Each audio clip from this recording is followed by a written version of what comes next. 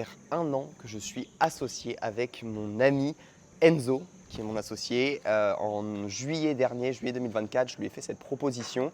Il a dit oui et ça nous a amené à de belles aventures. Je vais tout vous raconter dans cette vidéo, tout ce que j'ai appris, les erreurs que j'ai faites, les choses que je ferai différemment, les avantages, les inconvénients de tout ça. Je suis dans un camp de boxe en Thaïlande actuellement. Juste regarde la vue que j'ai en face de moi, c'est beaucoup trop stylé. Voilà, si tu ne me connais pas, salut, je m'appelle Célophat, enfin c'est mon pseudo, en vrai je m'appelle Noé. Je fais des vidéos sur internet, j'ai une chaîne de co-living, j'ai des maisons dans le sud de la France qui permettent à des entrepreneurs de vivre ensemble en communauté. C'est sur cette boîte que je suis associé qui s'appelle Entrepreneur le Château. Lien en description si ça t'intéresse, si tu veux découvrir une de nos 5 maisons et vivre dans un environnement, le meilleur environnement que tu peux avoir quand tu es entrepreneur. Tout simplement. Et ça fait 1 an, on est en juillet dernier, j'ai fait une rando au sommet du Pic Saint-Loup avec des amis. Et en redescendant, j'étais en train de faire la bascule entre mon ancien business et cette chaîne de co-living. Donc avant, j'étais plutôt dans l'événementiel, je faisais des événements d'une semaine pour réunir des entrepreneurs, etc. Et là, je voulais changer de modèle sur quelque chose de plus long terme pour arrêter de faire de l'événementiel. Et en fait, en me lançant dans ce projet, pendant cette rando, je me suis dit, c'est cool, on vivait déjà ensemble dans une maison depuis mai avec pas mal d'entrepreneurs, des amis à moi, dont Enzo. Et je trouvais ça cool d'être ensemble, mais je me suis dit, putain, travailler ensemble à plusieurs sur un projet, je sais que ça me ferait kiffer. Je sais que ça me ferait kiffer, j'ai toujours aimé faire des projets à plusieurs. J'ai toujours aimé avoir un peu les idées, initier des trucs et ensuite qu'il y ait plusieurs personnes qui travaillent dessus. J'ai toujours eu l'impression que les galères étaient moins chiantes. Tout seul, tu te fais chier en fait. Je me rappelle quand j'étais plus jeune, je faisais des cabanes. Je me rappelle que quand je les faisais tout seul et qu'il y avait des galères, putain, bah, c'était chiant quoi. Et dès qu'il y avait quelqu'un d'autre, ça devenait plus marrant, on en rigolait, etc. Et c'est un peu l'élément qui m'a donné envie de m'associer. Aussi, j'avais un exemple à l'époque qui était l'atelier Nissor, un groupe d'entrepreneurs enfin, tout simplement qui vivaient dans le sud vers Nice, qui fabriquaient des statues ensemble et dans leurs vidéos, ils font des vidéos sur YouTube, ils ont plein de galères, tout ça. Et en fait, ça avait l'air cool de vivre toutes ces galères parce qu'ils étaient plusieurs. Et donc, c'est un peu voilà, l'énergie de base qui m'a dit, allez, l'entrepreneuriat c'est des galères, c'est cool, mais c'est encore plus cool de les vivre à plusieurs. Et à la même période, l'année dernière, je suis rentré dans un mastermind. Je vous fais une vidéo demain d'ailleurs sur le sujet, sur ce que j'ai appris de ce mastermind où j'ai investi 24 000 euros et je vous raconterai tout ce que j'ai appris. À la même époque, je rentre dans ce mastermind et en fait, les mecs qui l'ont créé sont 3. Et justement, quand ils sont associés au début, ils ont rencontré les problèmes que moi j'étais en train de rencontrer. Genre, tu donnes combien de parts à chacun, comment on se répartit les rôles, est-ce que je m'associe avec la bonne personne, etc. Et ils m'ont beaucoup aidé pour prendre les bonnes décisions à ce moment-là et me faire gagner du temps. Donc, je vais te partager d'ailleurs plusieurs choses que j'ai appris à ce moment-là. Une des premières choses, c'est que l'association, c'est un peu comme un mariage, c'est un peu comme quand tu trouves ta femme, etc. Tu vas pas du tout même t'associer avec pour les compétences, mais plutôt pour vivre une aventure humaine ensemble. Et c'est le premier point que j'ai envie de t'expliquer, parce que ce qu'on voit souvent, c'est des personnes qui s'associent parce que un tel, il est bon dans la technique pour développer une app, j'en sais rien, ça va être un mec qui sait coder, etc. Et donc tu te dis, j'ai besoin d'une personne qui sait coder, donc je m'associe avec quelqu'un parce qu'il sait coder. Moi, je sais faire du marketing, je m'associe avec lui et on est complémentaires. Alors, sur le papier, c'est bien, sur le court terme, c'est bien, sauf qu'en fait, un mariage comme ça, tu vas passer plus de temps avec ton associé qu'avec n'importe quelle autre personne. Et donc, le fait de bien s'entendre, je pense que c'est primordial par rapport aux compétences. Les compétences, ça va se développer avec le temps. Tu vas être obligé de toi de développer de nouvelles compétences, ton associé aussi. Et en fait, si tu veux vraiment que ton truc dure, je pense qu'il faut d'abord s'associer en premier pour les qualités humaines de la personne plutôt que les qualités techniques. Sur le court terme, ça peut être plus difficile parce que du coup, supposons si tu as le choix, dans le cas que je te disais là, tu as le choix entre un développeur avec qui tu t'entends trop bien, tu tapes des barres, mais qui n'est pas très bon, et un autre développeur qui est super bon, mais par contre, tu n'as pas vraiment de feeling avec, et ça va être au début, tu vas développer ton appli peut-être plus vite avec le développeur qui a plus de qualité, mais en fait, sur le long terme, en fait, il risque d'y avoir peut-être plus de discorde, de froid, de choses comme ça qui peuvent arriver plus vite et ce qui pourrait tout foutre en l'air. Donc en fait, c'est un peu une vision long terme de choisir quelqu'un avec qui tu t'entends bien, mais avec qui tu te dis que tu pourrais passer 10 heures par jour pendant 10 ans, parce qu'en fait, quand vous êtes ensemble, la vie est cool.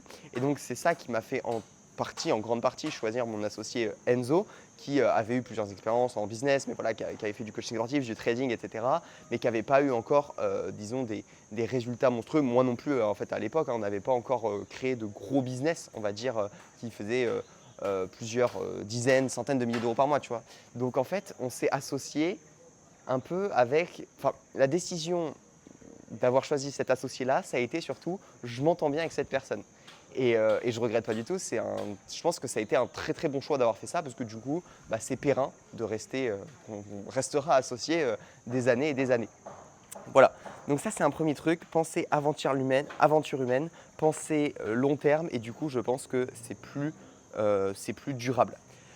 Un autre point que je voulais vous partager, c'est que ça ne sert à rien de prendre des décisions à deux. Ça sert à rien. En fait, on se dit on est associé, du coup on réfléchit à deux, mais en fait faire ça, ça fait perdre du temps à la boîte plutôt qu'autre chose. Je l'ai vu dans plusieurs cas de figure où en fait on se cassait la tête à deux sur un seul problème. Et le truc c'est que je ne pense pas qu'on résout 2 fois mieux le problème en étant à deux dessus que si un seul des deux prenait les décisions. Ça dépend des cas de figure, hein, si c'est des grosses décisions qui vont faire prendre une direction différente pour la boîte. Mais par exemple, j'avais l'exemple d'un… Je ne sais plus qui m'a parlé de ça, mais c'était un très bon exemple, peut-être justement les personnes du mastermind avec qui j'ai pris. Il m'a dit, quand tu es restaurateur, genre pour réfléchir le menu, si tu réfléchis à deux dessus, c'est trop nul. Genre ça sert absolument à rien. En fait, tu perds juste 2 fois plus de temps. Du coup, faut payer 2 personnes et ça ne fait pas un résultat qui est 2 fois mieux. Donc en fait, il y a des décisions, oui, on y passe du temps, on réfléchit, on brainstorm à deux. Et il y a une grande partie des décisions, il faut être OK que la personne prenne les décisions. C'est OK qu'il y ait des erreurs qui soient commises, etc. Mais ça nous ferait perdre du temps de réfléchir tout le temps à deux et toujours se concerter pour prendre des décisions. Parce qu'en fait, sinon, tu as juste une boîte qui va 2 fois moins vite que si tu étais tout seul. Donc, il faut faire gaffe. Ça, c'est vraiment un truc à faire attention à ne pas que ta boîte soit 2 fois plus dure à gérer. Parce que ça pourrait être le cas, on pourrait tomber dans ce piège. Je disais pour l'exemple du restaurant, imagine, voilà, tu vois, on choisit les entrées. Ah est-ce que pour les entrées on met des œufs ou est-ce qu'on met du poisson? T'imagines si tu perds des heures à réfléchir là-dessus, genre c'est vraiment inutile. Donc il faut bien faire la différence entre les choses importantes, les choses pas importantes. Ok, donc ça c'est un peu sur la partie prendre des décisions, chacun a ses responsabilités, il faut être ok que les autres fassent des erreurs et il faut tolérer cette partie-là et les décisions importantes, il faut se faire des réunions pour brainstormer dessus. Ok, un autre truc c'est la vision avant tout. Je pense que ça marche pour une association mais ça serait la même chose un petit peu pour un couple, c'est vers où on veut aller, avoir une vision claire de où on va tous les deux et entretenir cette vision. Parce qu'en fait, si on travaille juste sur notre projet comme ça, sans trop réfléchir à demain, en fait, on peut vite perdre le sens, perdre la motivation, etc. Alors que quand on fait quelque chose, on sait où on y va et on y va à deux, et en fait, toutes les décisions qu'on prend vont vers cette vision. Et du coup, tu es en train de créer quelque chose de plus grand que toi et ton associé. Et je trouve ça vraiment beau, vraiment motivant et j'ai l'impression que c'est ça qui donne un espèce de drive et une vision, mais une possibilité de se projeter dans la boîte, que ça soit des deux côtés pour se donner à fond tout simplement dans cette aventure. Donc cultiver la vision, en parler souvent et plus tu en parles, plus tu passes du temps pour en parler, plus elle se clarifie. Parce qu'en fait, le risque, c'est que quand tu es tout seul, tu n'as pas besoin de parler. Tu l'as en tête, entre guillemets, ta vision, même si c'est bien d'écrire sur papier, mais tu y vas et tous les jours, tu fais des actions, c'est logique. Alors que quand tu es deux, imagine, il y en a un qui a une vision et l'autre qui a une vision. En fait, si tu l'entretiens jamais, il y en a un qui va prendre des décisions qui vont dans cette direction et l'autre dans celle-là. Alors que si tu en parles tout le temps, en fait, tu fais 2 fois plus d'efforts qui vont vers une vision qui est commune et les efforts sont utiles, les décisions sont prises avec une certaine logique et je pense que c'est primordial de parler régulièrement, toutes les semaines, tous les mois, de juste la vision, vers où on veut aller, on se rappelle et même en parler à deux, ça crée de nouvelles visions. Genre, ton associé, il a une idée, il commence à t'en parler, t'es en mode putain, c'est une bonne idée. Et du coup, quand il me le dit, c'est comme si moi, je le rajoutais à ma vision. Et moi, je lui partage un truc et trop bien, et en plus, on fera ça et ça et ça. Et lui, du coup, il est en mode ah ouais. Et du coup, on crée quelque chose, une nouvelle vision. Je le vois un petit peu comme un espèce de ballon qu'on remplit.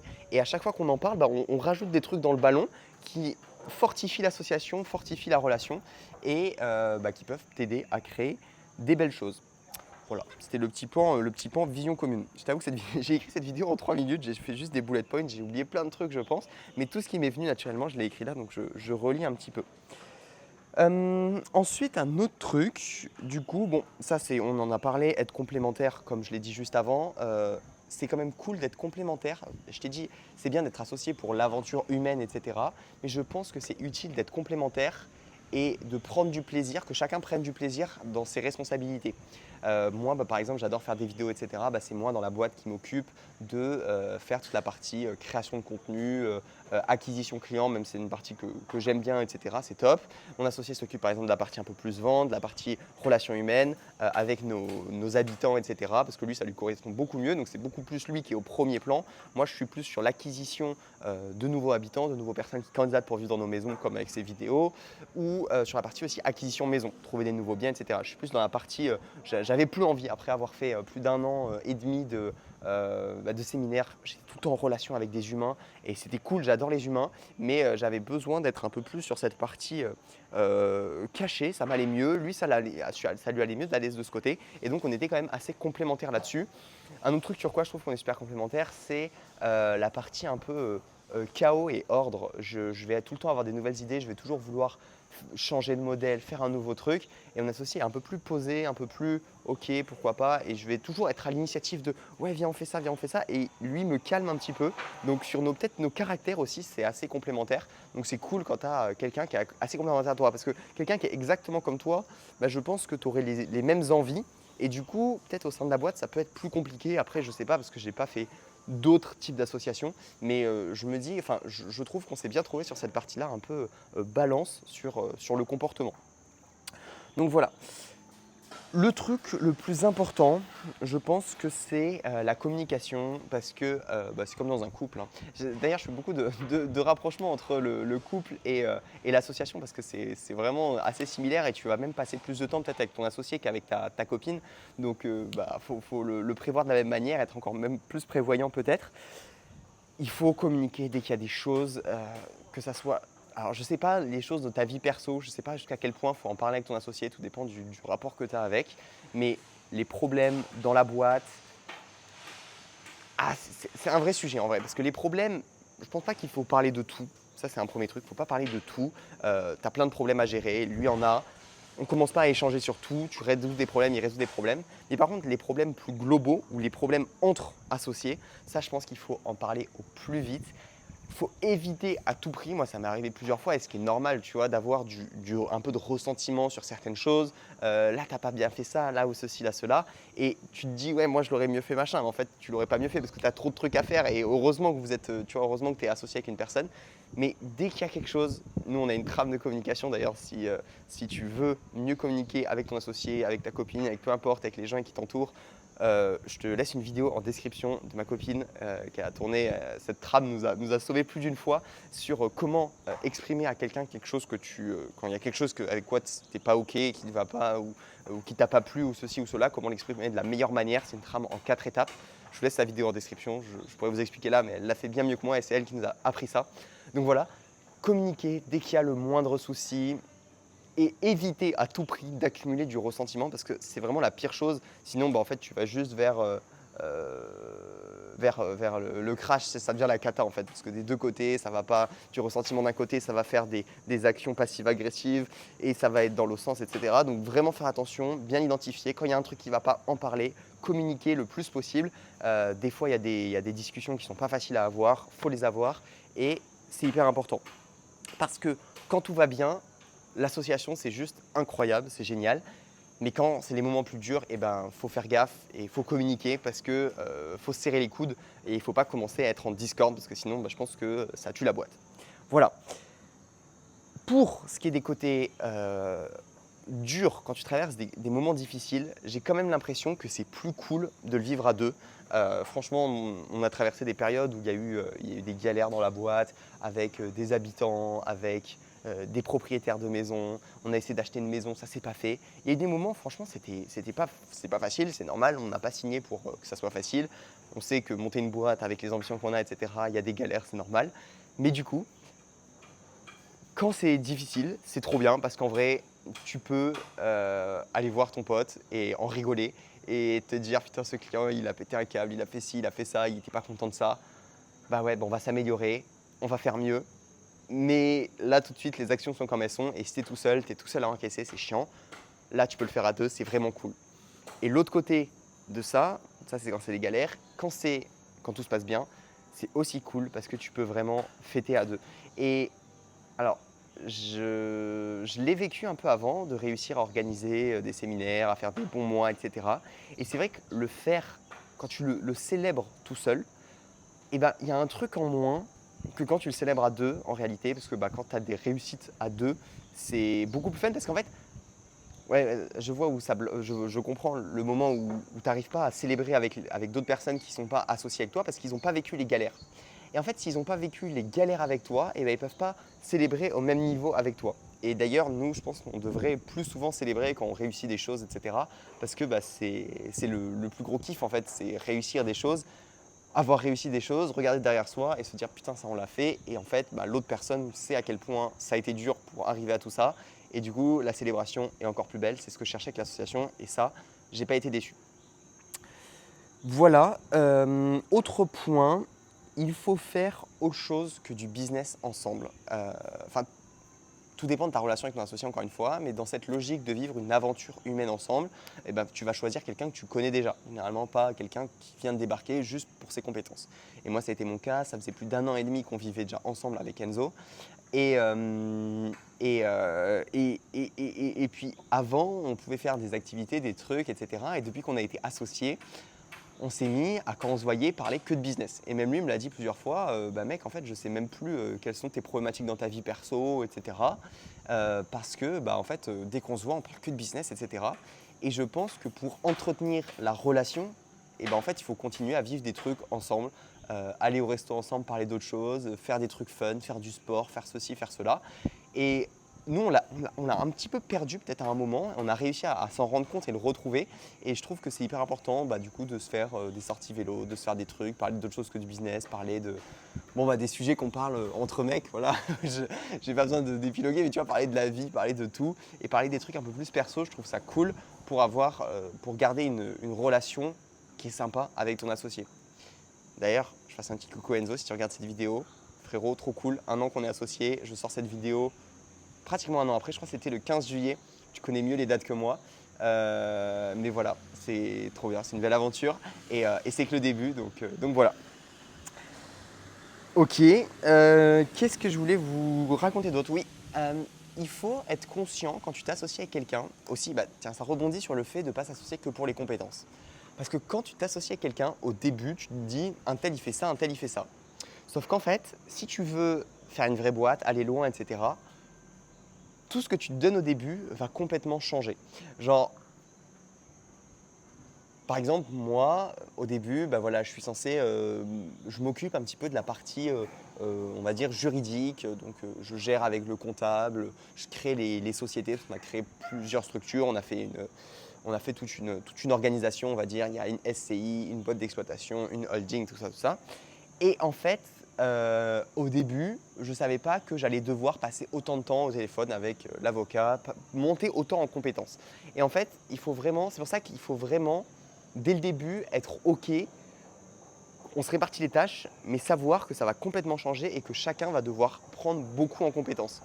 Et les problèmes que tu as au début d'une boîte, ce n'est pas du tout les problèmes que tu as au bout d'1 an et encore moins au bout de 5 ans. Et je suis conscient que nos tâches actuelles, on s'est un petit peu réparti les domaines, mais ça va complètement évoluer. Et donc c'est pour ça que les compétences à ce jour même de ton associé, c'est moins important, entre guillemets, que sa capacité à développer des compétences dans des domaines. Parce qu'en fait, nos rôles vont évoluer. Bon voilà, ça je pense qu'il faut en être conscient. Et parce que du coup, c'est une raison de plus de ne pas s'associer qu'avec quelqu'un qui a des compétences dans un domaine. Parce qu'en fait, il faut qu'il ait surtout des compétences dans la vision, qu'il arrive à se projeter dans la boîte, qu'il arrive à avoir des bonnes idées, qu'il sache faire du management. Et c'est plein de trucs que tu n'as pas au début, tu vois. Au début, en fait, tu n'es que deux, c'est la galère et tout. Et après, en fait, ouais, tu commences à employer des gens, tu commences à gérer des équipes, etc. Et il faut que ton associé puisse développer ses compétences et que toi aussi, tu puisses le faire. Donc vraiment, réfléchir à ok, aujourd'hui on se distribue ça comme tâche, mais ça va bouger dans le temps.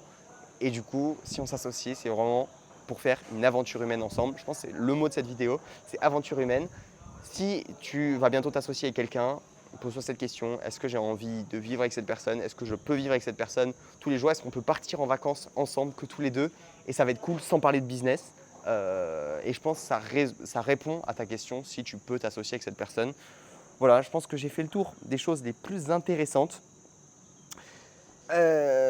Il faut être conscient que ça fait 2 fois moins de cash. J'ai écrit parce que forcément, enfin, à 2 fois moins de cash, parce que tu es censé gagner plus, etc. Il y a plus de force de travail. Mais c'est vrai qu'au final, le bénéfice, il faut quand même le diviser par 2. Pas le bénéfice le diviser par 2, mais ça fait 2 fois plus de salaire de CEO à virer. Donc au début, en fait, il faut que la boîte fasse de l'argent si vous voulez tous les deux en vivre. Et mine de rien, c'est assez important, mais il faut le prendre dans l'équation et il faut être OK avec ça pour voir si tu es prêt à vivre cette aventure humaine. Allez, je pense que j'ai fait le tour. C'était peut-être un peu fouillis cette vidéo. J'ai une belle vue en face de moi. J'ai peut-être regardé plus là-bas que vous. Mais j'espère que ça vous a plu, que vous avez appris des choses. Si vous avez des questions sur l'association ou que vous avez d'autres choses que vous avez apprises, n'hésitez pas à le mettre en commentaire. Encore un gros big up à mon associé Enzo, avec qui on fait cette aventure depuis plus d'1 an. Je referai cette vidéo au bout de 2 ans, 3 ans, 4 ans, 5 ans, peut-être tous les ans pour vous partager tout ça. Et c'était Céophate. Ciao, ciao.